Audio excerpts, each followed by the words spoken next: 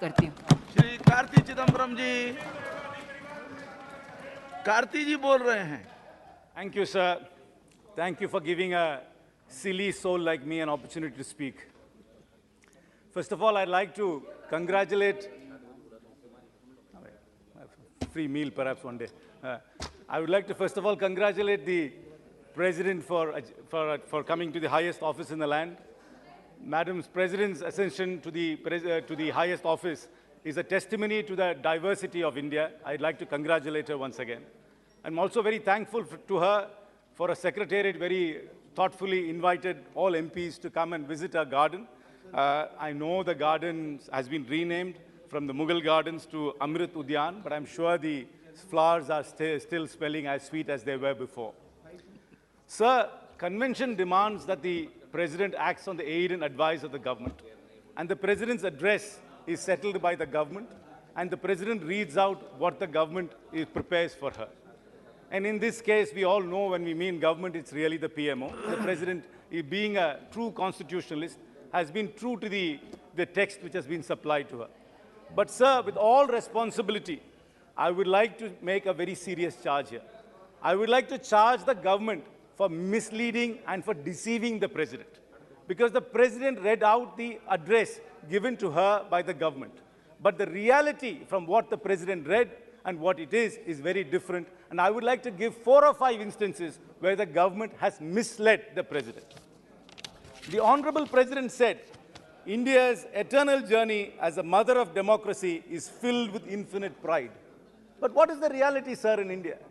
Opposition is stifled, voices of dissent is quelled, agencies are let loose on political opponents, governments are disturbed, Raj Bhavans are used to destabilize elected governments, there is horse trading. This is the reality of the Indian democracy today. But the President was misled into believing that we are the mother of democracy and our hearts are filled with pride. Sir, the President said, my government is constantly trying to rid every sign of slave mentality. But this government uses every colonial tool like sedition to quell dissent. This is a country in which 154 journalists have been either arrested, detained, interrogated, or served show-cause notice. We rank below Mexico, Afghanistan, and Yemen in the list of countries which treat the media badly. Here again, the President has been misled by our own government. Sir, on the 24th of January, there was a report by a self-styled short seller, which many in this house have alluded to, which caused a lot of ripples in our market. The President spoke on the 31st of January, but this government did not deem fit to advise and aid the President to put those rumors to rest. There were many serious charges by that report. There was nothing new in the report, sir. Many people have said the same things, what was there in the report, about a particular company, about the financial dealings of that particular company, and the lack of oversight by the many institutions like SEBI and RBI. But the government had a golden opportunity.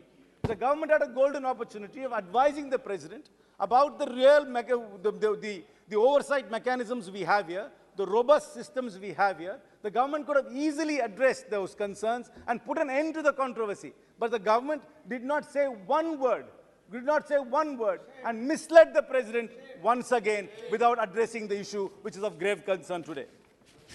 The President in her address has said, we have built a Bharat where youth is well ahead of its time. But what is the reality, sir? 33 lakh children in India are malnourished. The ACER report, the Annual Status of Education report, says that the reading and arithmetic skills of Indian children has gone down. As per the economic survey of this government, it says that only 3.3% of the working age population has any formal vocational training. The ILO says 25% of Indian youth are unemployed. Out of the 25% youth, 1/3 have professional qualifications. Further, I'll give you another statistic, sir. In the last 8 years, 22 crore people have applied for government jobs. Because there are no jobs outside, they're applying for government jobs. But only 7.2 lakh out of the 22 crore have been given jobs by the government.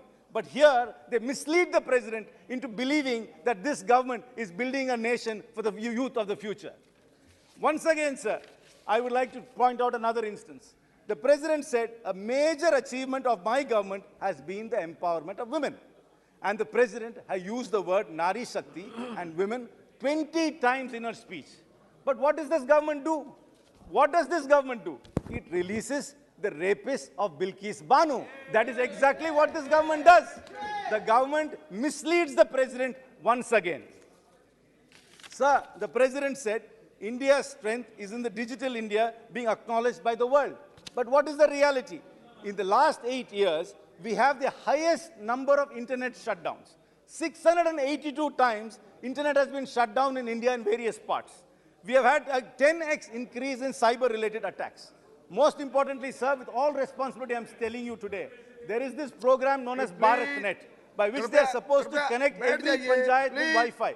I am telling you, sir, if nothing deserves a JPC, this deserves a JPC. We need to investigate what is happening to this BharatNet project. Not one panchayat. I challenge every member of parliament here to stand up and say whether any panchayat in his or her parliament has got Wi-Fi facility through this BharatNet. This is going to be the biggest scam. It is going to unravel, and there has to be a JPC into this BharatNet scheme, sir.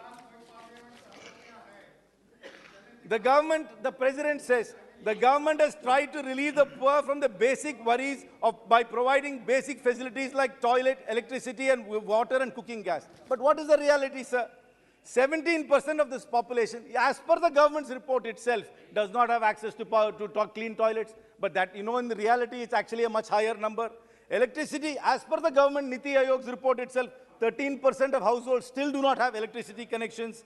And as per the government's own record, even though it claims that everybody has got LPG gas, the NFHS data says only 59% of the households use cooking fuel. So this government has consistently misled the president in every issue and has made the president read a report which is completely divorced from reality. Sir, I will tell you one more last point, sir. They say we are in Amritkal. In Tamil, there is a saying, sir. அளவுக்கு மீறினால் அமிர்தமும் நஞ்சாகும் என்று சொல்வார். What it means, sir, even Amrit in excess will become poison. The only thing we get in this Amritkal is propaganda, sir. And with this excess propaganda, all we are going to get is poison, sir. Thank you very much. Shri Rampreet Mandal ji.